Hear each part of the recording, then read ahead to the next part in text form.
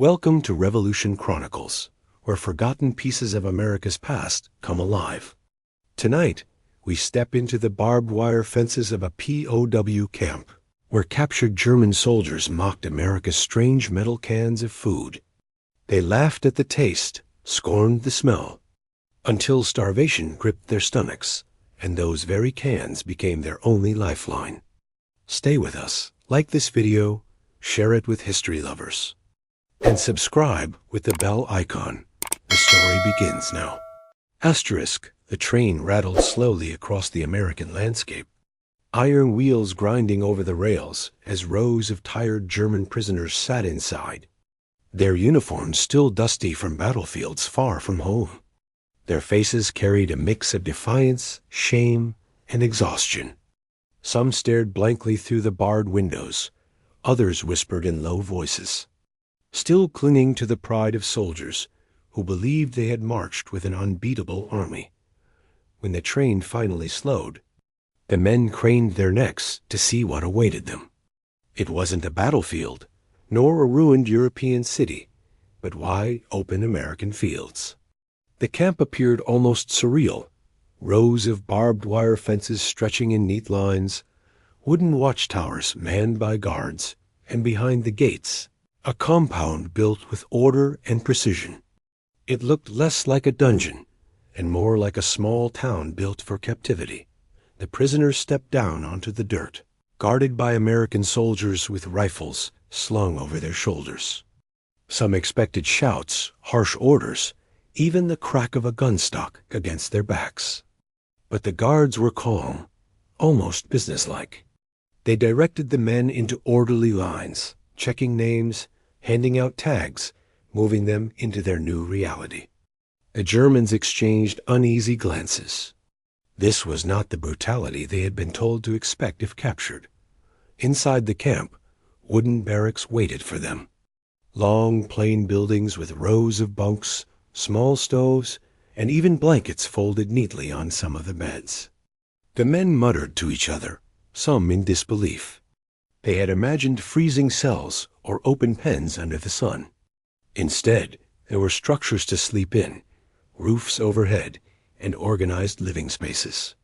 For soldiers who had marched through bombed-out villages and seen civilians suffer in the cold, the sight of these barracks was strangely humbling. But the real surprise came when the first meal was served. Metal trays were handed out, and from large steaming pots came food that looked nothing like the simple breads and stews they knew from home. Instead, American guards brought out cans. Spam sliced onto plates, beans simmered thick from tin containers, condensed milk poured into cups, even canned fruit, peaches swimming in syrup. The smell was strong, rich, foreign. The German soldiers exchanged puzzled looks. Then laughter broke out among some of them. One prisoner lifted a slice of spam with his fork, sniffed it, and joked to his comrades. So this is what the mighty American army eats? Machine food.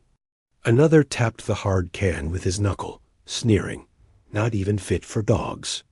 Soon the mocking spread. They compared the taste of the canned beans to mud, joked that the meat looked more like rubber than pork, and declared that Americans must have no idea what real food was.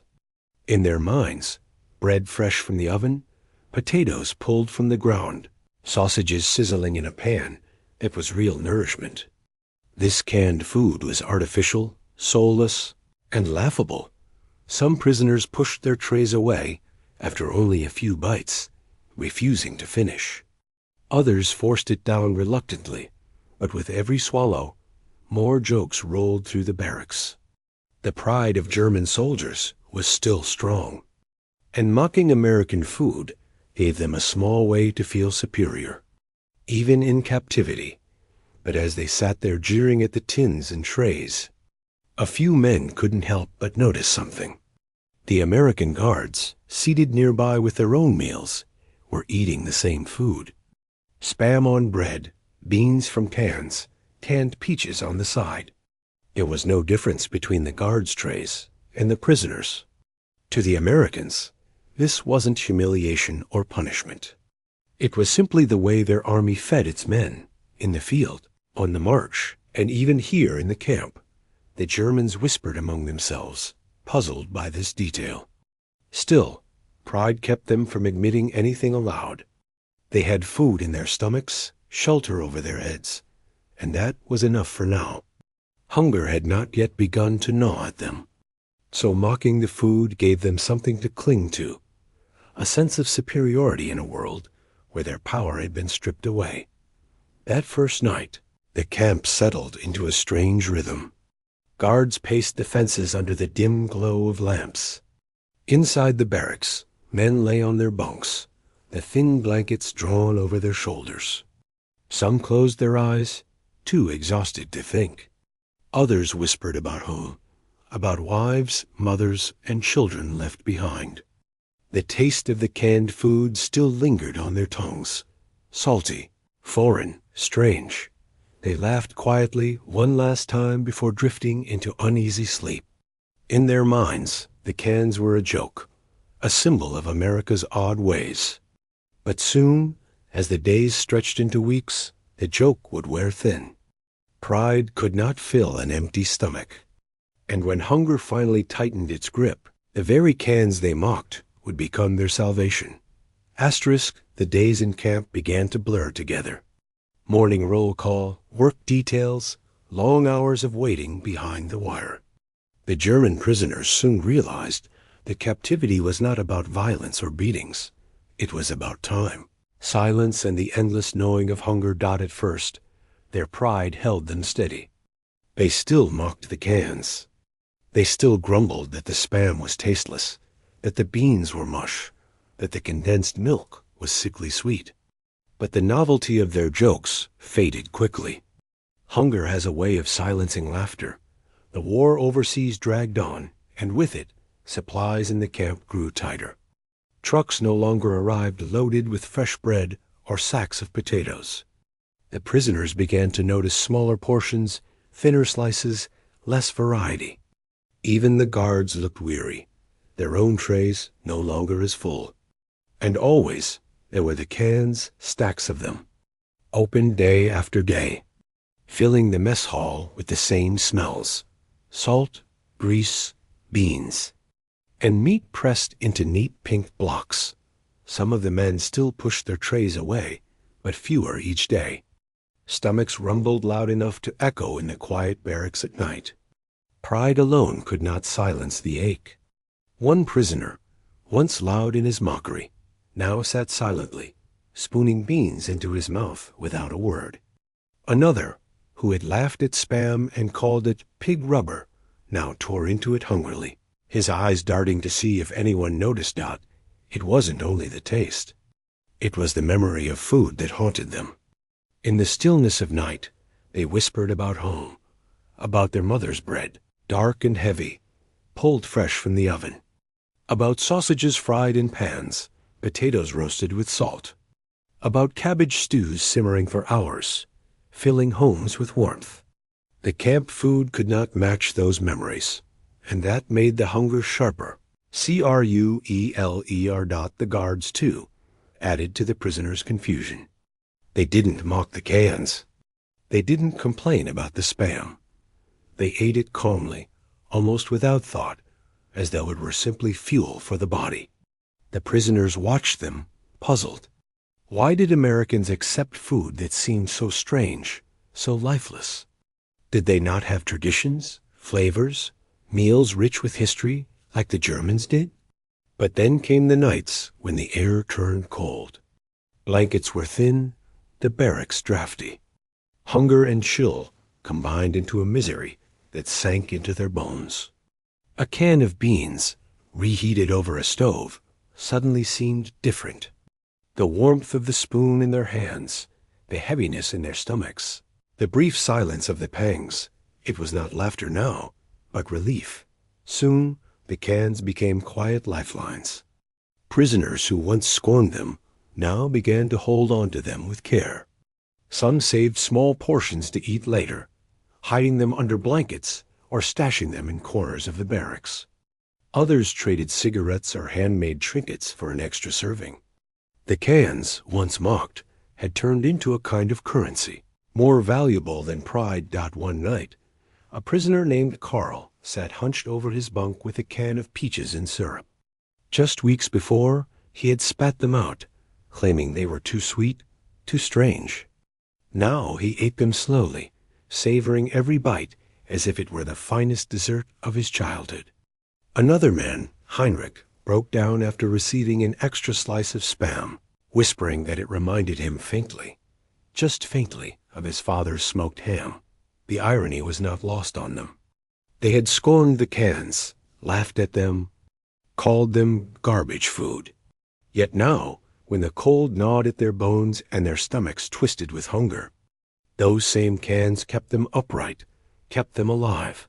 Still, shame lingered. Few admitted openly how much they relied on the canned food. Pride is stubborn, even when thin. They continued to mutter complaints, though softer now, their eyes betraying gratitude. They would not speak aloud. And slowly, the shift in attitude spread. Where once trays sat half-finished, now every spoonful was scraped clean. Where once laughter rang out, now silence fell over the mess hall, broken only by the clink of spoons against tin. The cans had won. It was not just survival. It was a slow humbling. The German prisoners had arrived with arrogance, mocking the strange habits of their captors. But hunger teaches lessons faster than sermons. By the time winter deepened, the men no longer sneered at Spam or beans. They accepted them, and in some quiet, unspoken way, they respected them, because food, in the end, was not about pride or tradition. It was about life, and the tins that once seemed a joke had become a soldier's last shield against the emptiness of hunger. Winter crept in slowly, and all at once. The fields around the camp turned gray and brittle, winds howled across the fences, and the cold slipped through every crack in the barracks. Thin blankets did little against the chill. Men huddled together on bunks, breath hanging in the air like fog. Hunger, once a dull ache, grew into something sharper, crueler. The daily rations shrank further. Supply lines were strained. America was still at war, and prisoners were far down the chain of priority. Fresh food was almost non-existent. There were no sacks of flour, no loaves of bread to stretch among the men. What came into the camp now was almost entirely canned. Beans, Spam, condensed milk, powdered eggs, canned fruit. The same flavors, the same textures, day after day. At first, the prisoners complained that it was monotonous. But monotony gave way to desperation. Some men began to lose weight rapidly. Their belts hung loose, cheekbones sharpened, eyes grew sunken. The once proud soldiers looked less like warriors, and more like shadows of themselves. Nights were the worst. The body grows restless in hunger. Every turn on the bunk, a reminder of emptiness. Whispers carried through the barracks, men speaking of bread, sausages, roasts. They spoke of meals they once took for granted, of kitchens back home filled with smells of butter, onions, smoke from the stove. Some men cried quietly into their pillows, ashamed that their stomachs, not their enemies, had finally broken them. The cans became precious beyond measure. Each one opened was a battle between pride and survival. Men tore at lids with trembling hands, their fingers raw from the cold. The clang of a tin against the barrack stove became a sound of hope, almost sacred. It meant, for a short while, the gnawing would quiet. There were fights, too. Two men once argued over an unopened can of beans left on a table. Voices rose, fists swung, and it took the guards to separate them. Another prisoner was caught trying to smuggle away Spam to eat later, hiding it under his shirt. He was beaten by his comrades before the guards even stepped in. Hunger made men dangerous. Carl, who once sneered at American peaches, now guarded every bite. He scraped the inside of the can with his spoon until not a trace of syrup remained, licking the edges as if they were gold. Heinrich, who mocked Spam as rubber, whispered to his bunkmate one night that he dreamed of it, dreamed of slicing it into thin strips, frying it until crisp. He never would have admitted such a thing weeks before. Some prisoners began trading whatever they could for food. Cigarettes, watches, even letters from home became bargaining chips. A man with an extra can could command loyalty, favors, protection.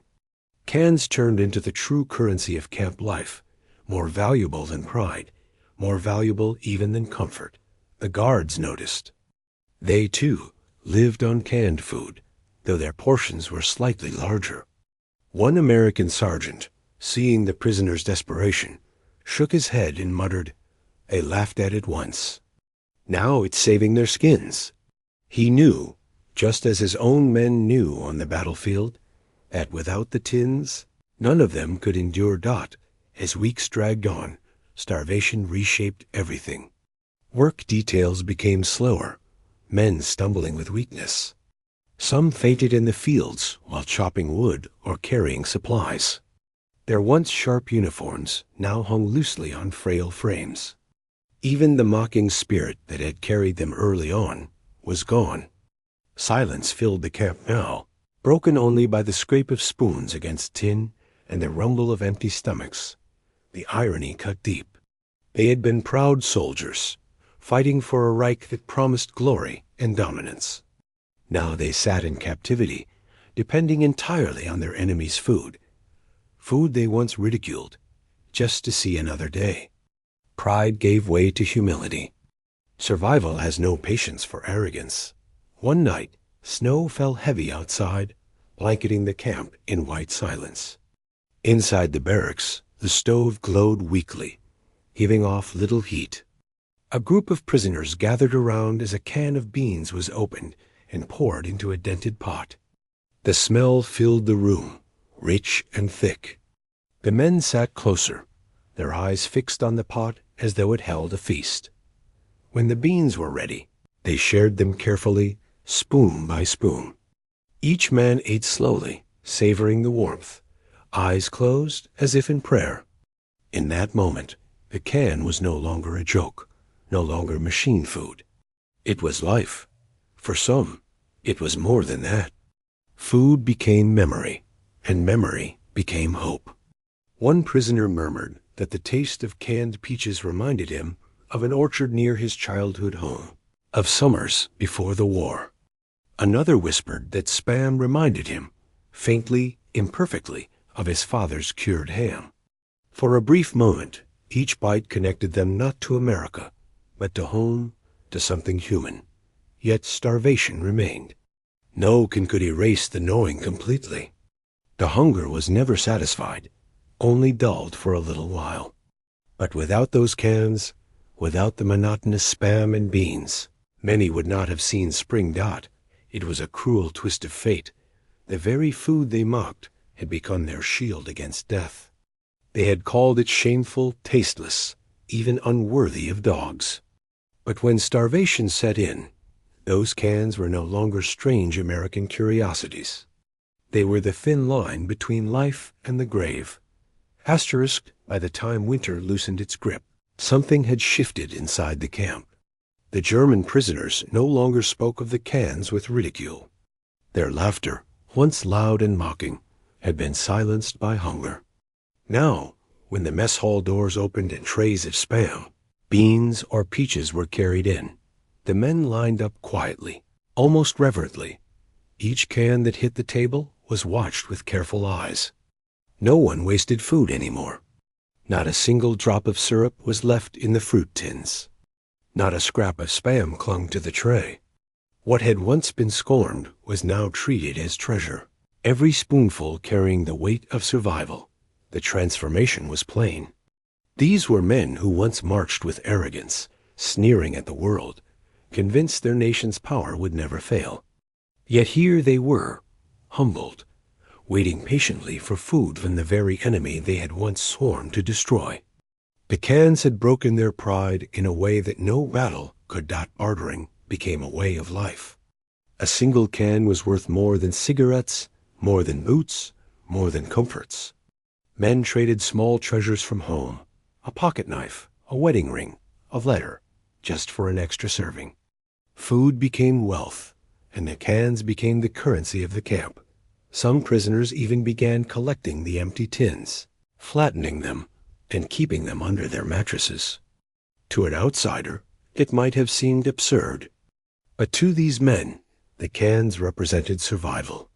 Each dented piece of metal was proof that they had endured another day. That hunger had not taken them yet. There was something else, too. A reluctant respect for the Americans. The guards never gloated, never mocked the prisoners for their dependence on canned food. They ate from the same supplies, day after day, without complaint. To the Germans, this was baffling at first. How could men accept such food without protest? But over time, they began to see it differently. Perhaps, they thought, it was not weakness, but strength, the ability to endure, to adapt, to use whatever resources were available to survive. One afternoon, an American guard passed by the barracks with a tray of Spam sandwiches. A prisoner, once proud and defiant, asked quietly in broken English if he could have one. The guard handed it over without a word. The man nodded, swallowing hard, then sat on his bunk and ate slowly, his eyes lowered. For the first time, there was no shame in admitting what he needed. In moments like these, the barriers between captor and captive thinned. Both sides understood hunger. Both sides knew that food, no matter its form, was life. The canned rations, once symbols of ridicule, had become common ground. The prisoners began to notice something they had missed before. The cans carried not just food, but the weight of American industry. Each tin was a product of factories, thousands of miles away, of workers laboring to feed an army spread across the globe. It was efficiency, organization, and scale on a level the Germans had underestimated. The cans weren't just meals. They were symbols of a nation's strength. In the quiet of the barracks, men admitted what they never thought they would say. The cans had saved them. They spoke of it in hushed tones, confessions whispered to trusted comrades. "Without them, we would have starved," one man said. "It is not what we dreamed of, not what we love, but it kept us alive." Even the taste, once mocked, grew familiar. Spam no longer seemed strange. The beans, once compared to mud, now carried the comfort of routine. Peaches in syrup became a delicacy, their sweetness cutting through the bitterness of captivity. For some, the respect went deeper. A prisoner who had once been a farmer back home spoke softly of the miracle of preserving food in tins. To him, it was not just strange American efficiency. It was a triumph of survival, a way to outlast hunger itself. Others began to see it the same way. By spring, the barracks told a different story. Men who had once boasted of their homeland's superiority now measured their days by the clang of tin against a mess hall pot.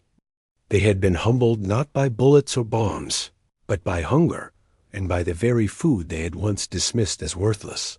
The irony was sharp, almost bitter. Yet it carried with it a lesson none of them would forget. Pride does not feed a starving man. Cans of beans, slices of Spam, syrupy peaches, these simple, humble foods had done what arrogance could not. They had preserved life. The respect was reluctant, yes, but it was real. And in their silence, in their bowed heads as they scraped their trays clean, there was an unspoken acknowledgment. The cans were not a joke. They were salvation. When the war finally ended and the prisoners were released, they carried more than the weight of defeat on their shoulders. They carried the memory of the cans. Some returned to Germany with little more than the clothes they wore. Their homes were gone, their cities in ruins, their families scattered. Yet in the silence of those broken streets, one memory stood out. The clang of tin, the smell of Spam frying on a mess stove, the syrup dripping from canned peaches. It was strange, even to them, that such things lingered so strongly. In the years that followed, when food was scarce and rebuilding was slow. The memory of those rations haunted their thoughts. Many spoke of it quietly, never in public, but among family or old comrades. They told stories of how they once laughed at the cans, only to later cling to them as lifelines. Children listened wide-eyed as fathers and uncles admitted how Spam and beans had kept them alive. Some men, bitter and unyielding, refused to speak of it at all. To them, the cans represented humiliation, proof that their pride had been stripped away, that survival had been handed to them by the enemy. They could not bring themselves to admit gratitude, even though in their hearts they knew the truth. But others were different. They carried a quiet respect. One former prisoner, now an old man in a small German village, was once asked by his grandson what he remembered most from the war. He didn't speak of battles or of comrades lost. He simply said, "Spam, beans, peaches in syrup. That is what I remember. That is what kept me alive." The boy was confused at first, but he never forgot the answer. The cans had become more than food. They were symbols of survival and of the strange ties between enemies.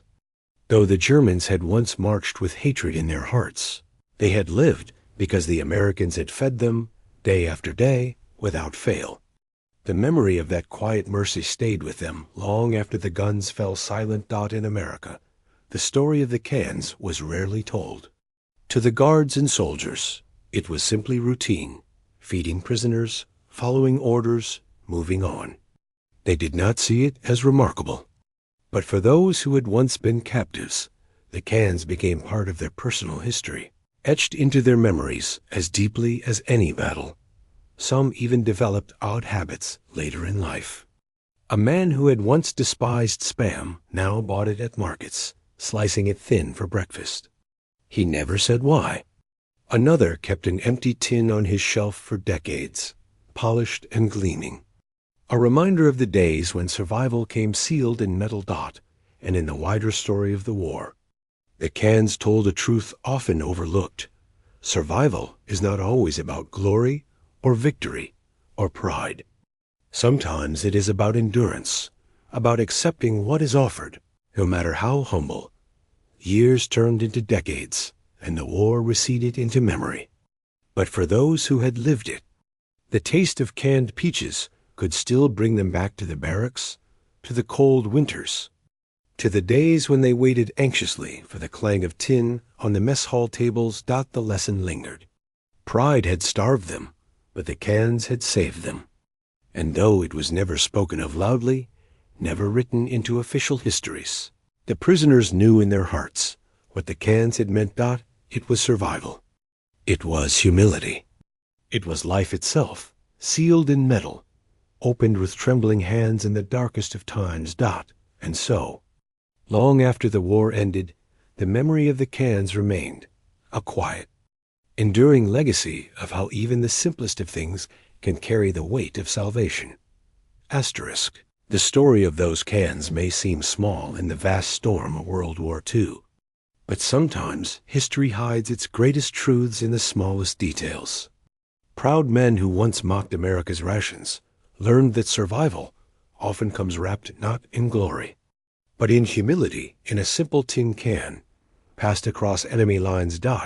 It was a reminder that even in war, humanity can be found in the act of feeding a prisoner, of keeping another man alive when hatred says you should not care. The clang of those cans on the mess table echoed louder than gunfire for many of the men who survived to tell the tale. For them, the memory of Spam, beans, and peaches was not just about taste, it was about life itself, and the unexpected mercy of their captors. This is the hidden history that shapes who we are, and why these stories must never be forgotten. You've been watching Revolution Chronicles. If this story moved you, like this video, share it with others who love history, and subscribe with the bell icon so you never miss the past brought back to life. Until next time, remember, history always has another story to tell.